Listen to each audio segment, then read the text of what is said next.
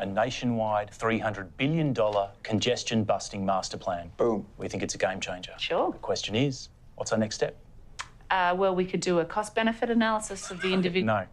Or an independent assessment of the project. You don't see it. She doesn't see it. How do we launch this? It's not for the budget. We're bringing things early. I mean, I can stick on a hard hat, a high-vis vest and stand out the front of some construction site, but who's going to be impressed by that? You'd be lucky to make one news cycle. This plan deserves better. So what did you have in mind? I want to be data-driven. I was at a conference a few months ago in Denmark, and there was this one presenter who used this amazing computer graphics display. It was... Simulation modelling? That's it. It was excellent. Outstanding. And got picked up on by the local news, 1 million+ views online, real cut-through. So you want traffic modelling? In a sim. OK. We've got the Smarter Cities Forum coming up in a few weeks in Brisbane. Keynote speaker. Feels like the perfect opportunity to unveil our master plan. We started by ingesting the 12 months worth of data you sent. That's about 2 terabytes worth. Wow. What you're looking at now is a typical midweek traffic flow. Green is good, orange indicates slower than average, red is heavy. Now we can manually input a range of external factors: wet weather, public holidays, RDOs for the industrial sector.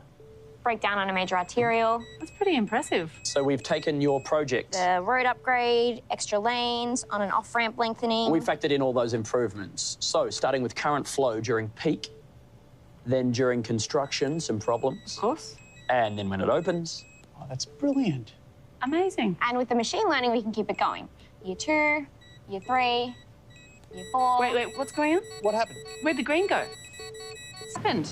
Why does the traffic get worse? Have you heard of the Jevons paradox? I'm hoping they're a death metal band. It basically states that the better you make something like a road, the more people will use it. Isn't that a good thing? No, it means you spend a lot of money now for a very short-term benefit. So there is some benefit. Oh, sure. Average travel times crossing the city will be cut by 2.5 minutes, or a little less. Call it 2. Really? And that lasts for 14, 15 months. Then declines. No, stays flat. Then declines.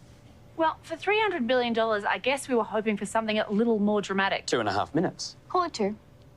You don't look happy. And 2.5 minutes? more likely 2. That's not congestion busting. And even that doesn't last. It's a temporary decongestion. Oh, I can get that from cough syrup. It's all in here. As you can see, it starts off green, then pretty quickly turns red.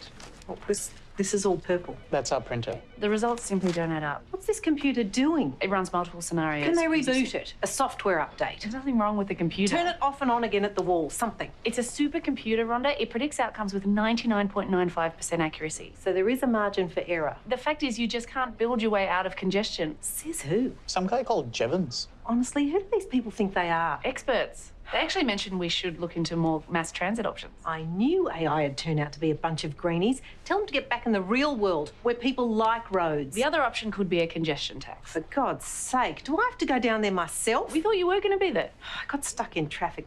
I've spoken to some real experts and they suggest the following. We start by revising a few assumptions. Traffic no longer includes slow vehicles, trucks, buses. My parents. Morning peak hour is now 5:30 a.m. till 10:30 a.m. That's the entire morning. You might as well redefine an hour. An hour is anything between 60 and 119 minutes. Did they account for driverless vehicles? No. Factor them in, add another lane. I thought we were going to be data-driven. The data doesn't know what it's doing. I can barely program a phone. I'm already running rings around this supercomputer. I don't think we can make them. Give it another pass. OK, now add a 4th lane. I thought it was only going to be 3. Just try it.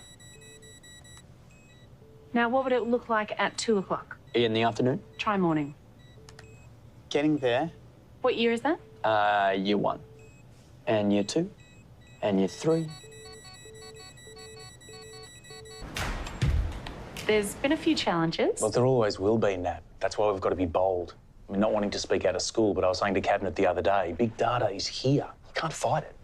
These boxes contain 1,000 terabytes each. This is great. Write that down. They use supercomputer modelling from Stanford. We've come a long way from politicians in hard hats. How do you spell terabyte? With a Y. But the actual results have been a little I wish I was on mixed. stage now. You see, over the 3 or 4 years... You know, Natalie, enough talk. Let the algorithms speak. Lights, action, showtime.